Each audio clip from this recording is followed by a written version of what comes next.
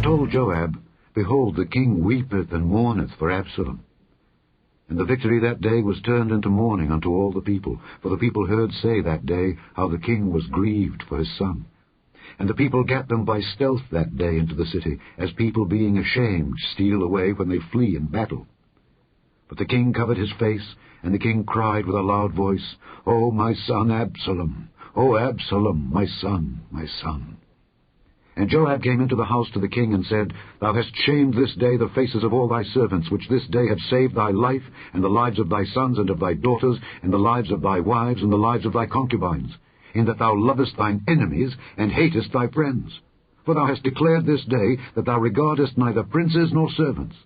For this day I perceive that if Absalom had lived, and all we had died this day, then it had pleased thee well. Now therefore arise, go forth, and speak comfortably unto thy servants. For I swear by the Lord, if thou go not forth, there will not tarry one with thee this night, and that will be worse unto thee than all the evil that befell thee from thy youth until now. Then the king arose and sat in the gate. And they told unto all the people, saying, Behold, the king doth sit in the gate. And all the people came before the king. For Israel had fled every man to his tent, and all the people were at strife throughout all the tribes of Israel, saying, The king saved us out of the hand of our enemies, and he delivered us out of the hand of the Philistines, and now he is fled out of the land for Absalom. And Absalom, whom we anointed over us, is dead in battle. Now therefore, why speak ye not a word of bringing the king back? And King David sent to Zadok and to Abiathar the priests, saying, Speak unto the elders of Judah, saying, Why are ye the last to bring the king back to his house, seeing the speech of all Israel is come to the king, even to his house? Ye are my brethren, ye are my bones and my flesh.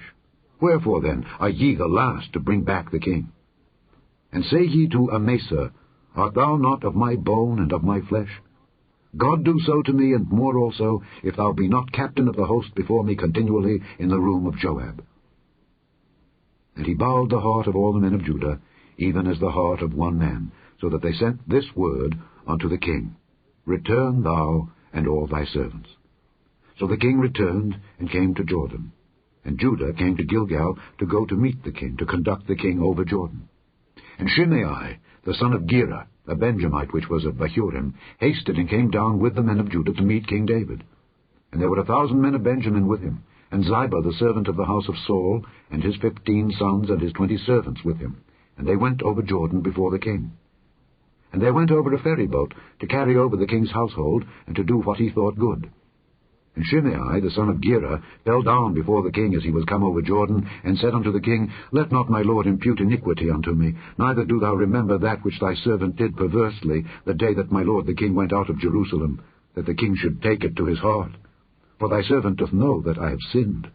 Therefore, behold, I am come the first this day of all the house of Joseph to go down to meet my lord the king. But Abishai, the son of Zeruiah, answered and said, Shall not Shimei be put to death for this, because he cursed the Lord's anointed? And David said, What have I to do with you, ye sons of Zeruiah, that ye should this day be adversaries unto me? Shall there any man be put to death this day in Israel? For do not I know that I am this day king over Israel? Therefore the king said unto Shimei, Thou shalt not die. And the king sware unto him. And Mephibosheth, the son of Saul, came down to meet the king, and had neither dressed his feet, nor trimmed his beard, nor washed his clothes, from the day the king departed until the day he came again in peace. And it came to pass, when he was come to Jerusalem to meet the king, that the king said unto him, Wherefore wentest not thou with me, Mephibosheth? And he answered, My lord, O king, my servant deceived me. For thy servant said, I will saddle me an ass, that I may ride thereon, and go to the king, because thy servant is lame. And he hath slandered thy servant unto my lord the king. But my lord the king is as an angel of God. Do therefore what is good in thine eyes. For all of my father's house were but dead men before my lord the king. Yet didst thou set thy servant among them that did eat at thine own table. What right therefore have I yet to cry any more unto the king? And the king said unto him, Why speakest thou any more of thy matters? I have said, Thou and Ziba divide the land. And Mephibosheth said unto the king, Yea, let him take all, forasmuch as my lord the king is come again in peace unto his own house. And Barzillai the Gileadite came down from Rogelim and went over Jordan with the king to conduct him over Jordan. Now Barzillai was a very aged man, even 80 years old, and he had provided the king of sustenance while he lay at Mahanaim, for he was a very great man. And the king said unto Barzillai, Come thou over with me, and I will feed thee with me in Jerusalem. And Barzillai said unto the king, How long have I to live, that I should go up with the king unto Jerusalem? I am this day 80 years old. And can I discern between good and evil? Can thy servant taste what I eat or what I drink? Can I hear any more the voice of singing men and singing women? Wherefore then should thy servant be yet a burden unto my lord the king? Thy servant will go a little way over Jordan with the king, and why should the king recompense me with such a reward? Let thy servant, I pray thee, turn back again, that I may die in mine own city, and be buried by the grave of my father and of my mother. But behold thy servant Kimham. Let him go over with my lord the king, and do to him what shall seem good unto thee.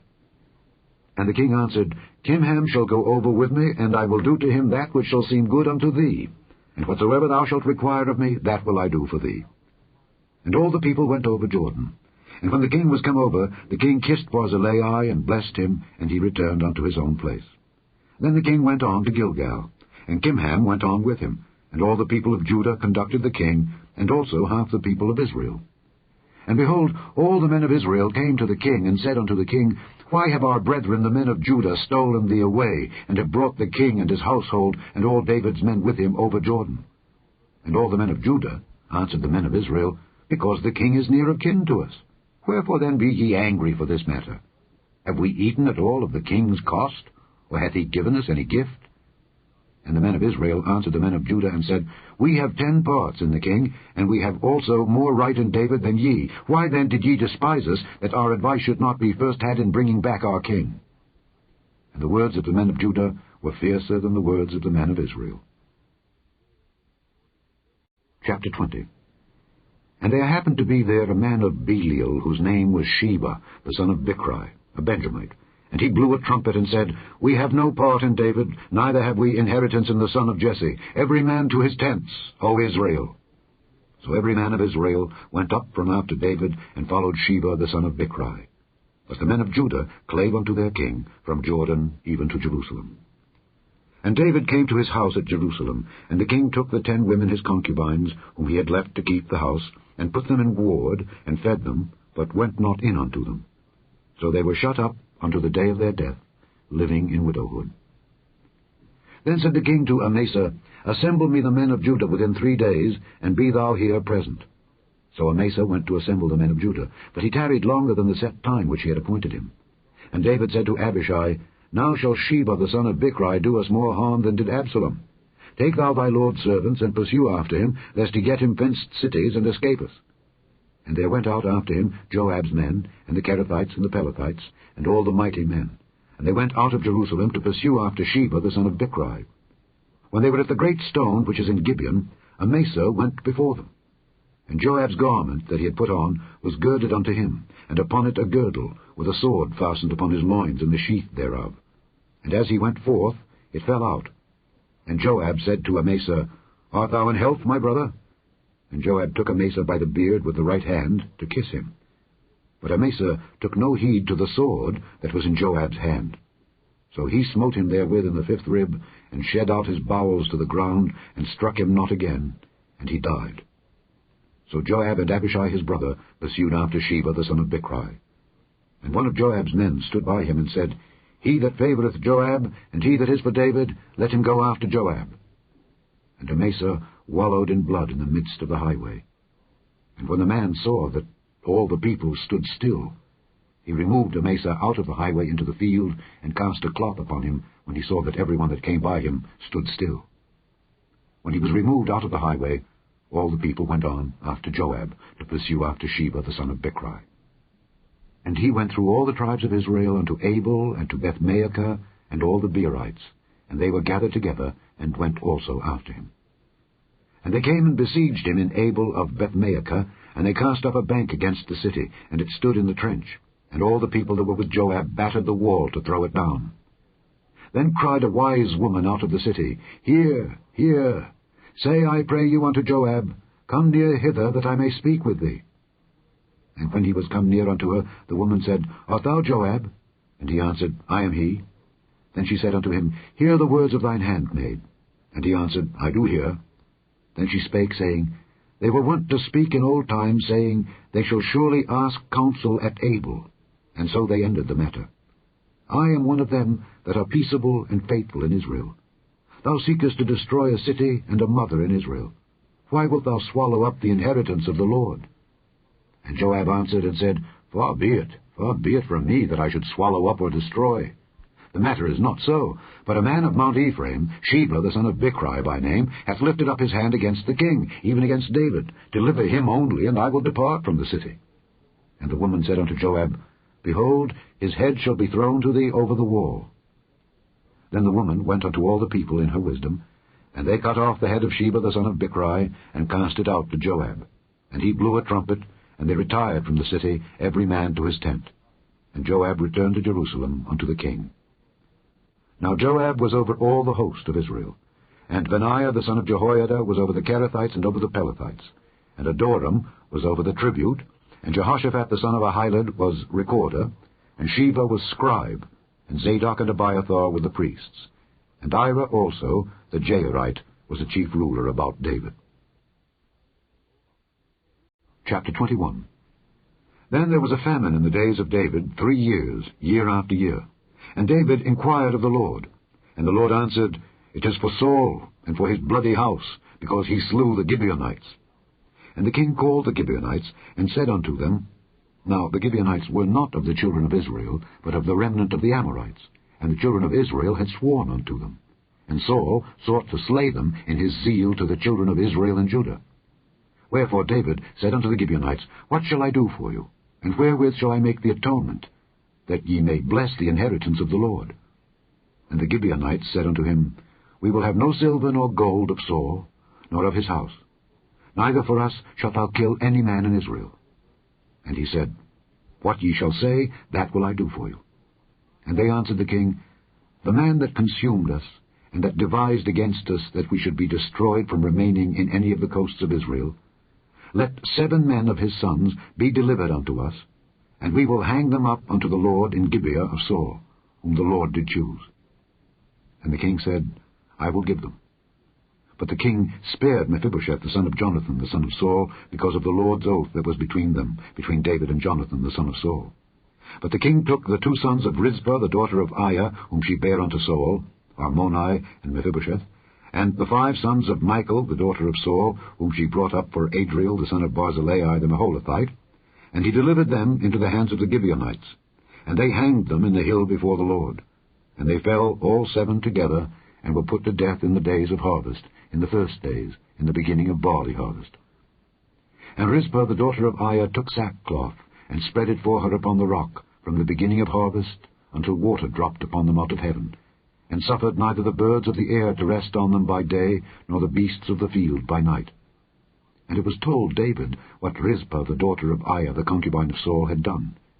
And David went and took the bones of Saul and the bones of Jonathan his son from the men of Jabesh-Gilead, which had stolen them from the street of Bethshan, where the Philistines had hanged them, when the Philistines had slain Saul in Gilboa. And he brought up from thence the bones of Saul and the bones of Jonathan his son, and they gathered the bones of them that were hanged. And the bones of Saul and Jonathan his son buried they in the country of Benjamin, in Zelah, in the sepulchre of Kish his father. And they performed all that the king commanded. And after that God was entreated for the land. Moreover, the Philistines had yet war again with Israel. And David went down, and his servants with him, and fought against the Philistines. And David waxed faint. And Ishbi-Benob, which was of the sons of the giant, the weight of whose spear weighed 300 shekels of brass in weight, he being girded with a new sword, thought to have slain David. But Abishai the son of Zeruiah succoured him, and smote the Philistine, and killed him. Then the men of David sware unto him, saying, Thou shalt go no more out with us to battle, that thou quench not the light of Israel. And it came to pass after this, that there was again a battle with the Philistines at Gob. Then Sibbechai the Hushathite slew Saph, which was of the sons of the giant. And there was again a battle in Gob with the Philistines, where Elhanan, the son of Jaare-Oregim, a Bethlehemite, slew the brother of Goliath the Gittite, the staff of whose spear was like a weaver's beam. And there was yet a battle in Gath, where was a man of great stature, that had on every hand 6 fingers, and on every foot 6 toes, 24 in number. And he also was born to the giant. And when he defied Israel, Jonathan the son of Shimeah, the brother of David, slew him. These 4 were born to the giant in Gath, and fell by the hand of David, and by the hand of his servants.